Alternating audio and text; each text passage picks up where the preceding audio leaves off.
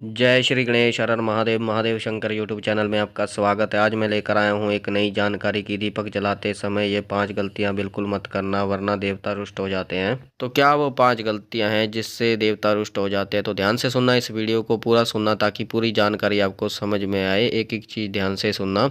अनुभव होते थे आपको पहले, पर अब अनुभव होने आपको बंद हो गए हैं। जिनकी आप उपासना करते हैं, जिनकी आप पूजा करते हैं, उनके दर्शन आपको हो ही नहीं रहे और ना ही आपको कोई अनुभव हो रहा है। साथ ही आप पूछा लेते थे, आप कोई भगत हैं तो आपकी पूछा नहीं चढ़ रही है। सवारी आती थी आपके ऊपर, अब सवारी नहीं आ रही है, या सवारी आती है तो वो बोल नहीं रही है। तो क्या कारण है?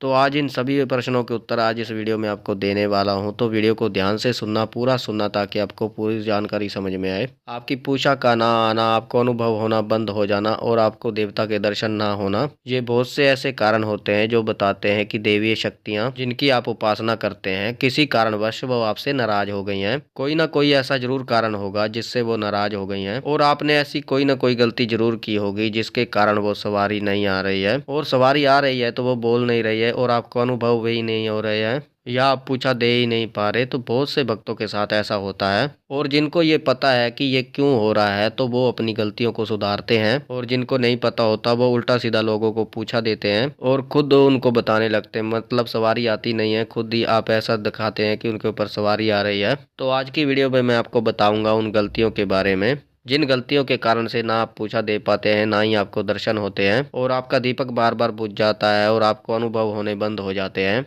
तो कौन कौन से ऐसे कारण हैं? तो 5 कारणों के बारे में मैं आपको बताने जा रहा हूं। तो वीडियो को ध्यान से सुनना, पूरा सुनना। तो सबसे पहला, जब हम पूजा करते रहते हैं, पूजा करते रहते हैं, पूजा करते रहते हैं, तो सबको पता है कि पवित्र रहकर पूजा करनी चाहिए। और पवित्रता किन किन चीजों में होनी चाहिए, पहले वो आप सुन लीजिए। वस्त्रों में आपकी पवित्रता होनी चाहिए, यानी जो आप कपड़े पहन रहे हैं, आप पूजा पाठ कर रहे हैं तो साफ सुथरे आपके कपड़े होने चाहिए। नहा धोकर आपको बैठना चाहिए पूजा पाठ में। आपके दिमाग में किसी प्रकार के नकारात्मक विचार ना हो, आपके दिमाग में किसी प्रकार के अश्लील विचार ना आ रहे हो, किसी बहन बेटी के बारे में आप गलत ना सोचें जब आप पूजा कर रहे हो। ये अपवित्रता की निशानी है। अधिकतर लोग शरीर को तो पवित्र कर लेते हैं, पर जो मन की गंदगी है उसको साफ नहीं कर पाते हैं। मन को पवित्र नहीं कर पाते क्योंकि मन में किसी स्त्री के बारे में, किसी के बारे में गलत सोचते रहते हैं। किसी महिला के प्रति आपके मन में जो अश्लील चित्र चलते हैं वो आपके मन को अपवित्र कर देते हैं, जिसके कारण क्या होता है कि जब आप देवता की पूजा करने जाते हैं तो आपका मन जो होता है अपवित्र है, क्योंकि आपको मन से ही पूजा करनी होती है। तो फिर आपको कैसे उनकी कृपा मिलेगी?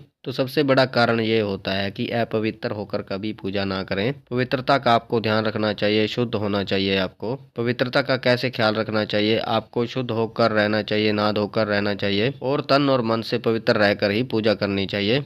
और दूसरा कारण होता है कि नियमों का ना पालन करना। नियम होते हैं पूजा के, जैसे तामसिक चीजों को ना खाना, जैसे हनुमान जी की सेवा में होते हैं प्याज लहसुन भी ना खाना। तो इस प्रकार के नियम होते हैं। कई अलग अलग देवी देवताओं में नियम बढ़ भी जाते हैं, घट भी जाते हैं। तामसिक चीजों का सेवन ना करना ये सभी देवताओं का एक नियम है। और पूजा पाठ समय पर करना ये भी एक नियम होता है। भोग प्रसाद समय पर ना देना। तो अगर आप नियमों का पालन नहीं करते हैं, जैसे आपने नियम शुरुआत में बनाए तो उन नियमों में आप नहीं चल रहे हैं, जिन नियमों में आपको चलकर सिद्धि प्राप्त हुई, आपको कृपा प्राप्त हुई, आपको शक्ति प्राप्त हुई, पर अब आप उन नियमों पर नहीं चलते। पहले आप दोनों टाइम पूजा करते थे, अब आपने एक टाइम पूजा करना छोड़ दिया, तो भी शक्ति जो है या वो देवी देवता जो भी है वो नाराज हो जाते हैं। इसलिए इन चीजों का आप विशेष रूप से ध्यान रखिए। और तीसरी गलती जो लोग करते हैं कि जो बात बोली गई है, कई बार हम बोल देते हैं कि हे बाबा ये मेरा ये काम हो जाए मैं आपके दरबार में आऊंगा, मेरा ये काम हो जाए तो ये मैं आपके दरबार में चढ़ाऊंगा, ये प्रसाद चढ़ाऊंगा। या किसी की शादी रुकी होती है तो वो शादी ब्याह के बारे में बोल देते हैं कि मेरी शादी ब्याह हो जाए तो मैं ये आपको चढ़ाऊंगा, ये मैं करूंगा, वो करूंगा। कोई परेशानी है उसके बारे में बोल देते हैं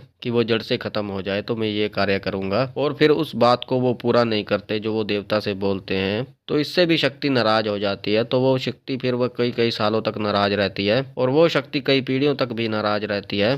तो अगर आपके साथ भी ऐसा हो रहा है, आपने कोई बात बोल रखी है, या आपकी मम्मी ने बोल रखी है, या आपके पापा ने बोल रखी है, या आपके भाई ने बोल रखी है, कई बार आपके मम्मी पापा बोल देते हैं कि हमारे बच्चे की शादी हो जाए तो हम ये चढ़ाएंगे, हम ये करेंगे, तो आप पहले उनसे पता कर लें कि उन्होंने ये ऐसी कोई मन्नत तो नहीं मान रखी, या उन्होंने आपके जन्म से पहले कोई मनोकामना मांग रखी है, कोई इच्छा बोल रखी है भगवान से, देवता से, जो उन्होंने अब तक पूरा नहीं किया, तो तब भी रुकावट पड़ जाती है। तो ये सबसे बड़ी गलती होती है, आपको ध्यान रखना चाहिए इन चीज़ों का। और चौथी गलती जो लोग करते हैं कि वो संकल्प और व्रत को तोड़ देते हैं। जो 11 दिन का वो संकल्प लेते हैं वो तोड़ देते हैं। जैसे 11 दिन के आप कोई साधना करने जा रहे हैं, 21 दिन की कोई साधना आप करने जा रहे हैं, आपने संकल्प ले लिया और वो बीच में ही आपने छोड़ दी, आपने नियम छोड़ दिए, पूजा पाठ छोड़ दी आपने, तो उसका भी आपको दोष लगता है। इसलिए संकल्प को कभी नहीं तोड़ना चाहिए। साथ ही कुछ ऐसे भी लोग होते हैं जो व्रत को भी तोड़ देते हैं। जैसे नवरात्रों के आप व्रत कर रहे हैं, सोमवार मंगलवार के व्रत कर रहे हैं और व्रत को बीच में ही तोड़ देते हैं, छोड़ देते हैं, तो इससे भी दोष लगता है। इसलिए ये गलती आप बिल्कुल भी ना करें। और पांचवी गलती ये होती है कि समय पर भोग ना देना या भोग ही ना देना। कोई भी शक्ति चलती है तो वो भोग से ही चलती है। कोई भी शक्ति तृप्त होती है वो भोग से ही तृप्त होती है। जितनी भी योनियां हैं वो भोग से ही तृप्त होती हैं। तो भोग लगाना बहुत ही जरूरी होता है। जिस शक्ति की आप उपासना कर रहे हैं उसको भोग देना बहुत ही आवश्यक होता है। समय पर भोग देना आवश्यक होता है। जैसे मैं सोमवार को भगवान शिव की पूजा करता हूँ तो सोमवार को भगवान शिव को मैं भोग दूँ।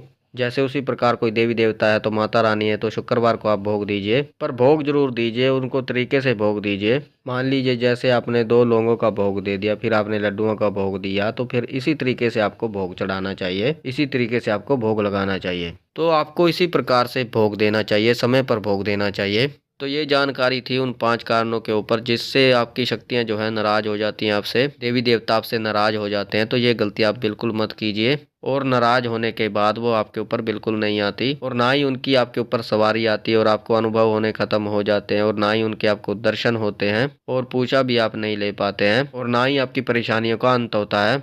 तो बाकी मुझे विश्वास है कि ये जानकारी आपको समझ में आई होगी, पसंद आई होगी। अगर आप हमारे चैनल पर नए हैं तो चैनल को सब्सक्राइब कीजिए और बेल आइकन को दबाइए ताकि हमारी जो नई जानकारी आई वह सबसे पहले आपको प्राप्त हो। ज़्यादा से ज़्यादा इस वीडियो को शेयर कीजिए और लोगों तक, ताकि उनको भी पता चले कि कौन सी 5 गलतियाँ उनको नहीं करनी चाहिए। अगर वो ये 5 गलतियां करते हैं तो देवता उनसे रुष्ट हो जाते हैं, नाराज हो जाते हैं। उनको क्या करना चाहिए, क्या नहीं करना चाहिए, कैसे पूजा करनी चाहिए। लाइक करें, कमेंट करें, कमेंट में हर हर महादेव अवश्य लिखें। मैं महादेव और माता पार्वती जी से ये प्रार्थना करता हूँ कि आप पर सदैव कृपा बनाए रखें, आप खुश रहें, आपका परिवार खुश रहे, आपकी हर इच्छा पूरी हो, आपकी सारी मनोकामनाएं पूर्ण हो, आपके सारे कार्य सिद्ध हों। तो हम मिलते हैं एक नई जानकारी के साथ। तब तक के लिए हर हर महादेव, हर हर महादेव, हर हर महादेव।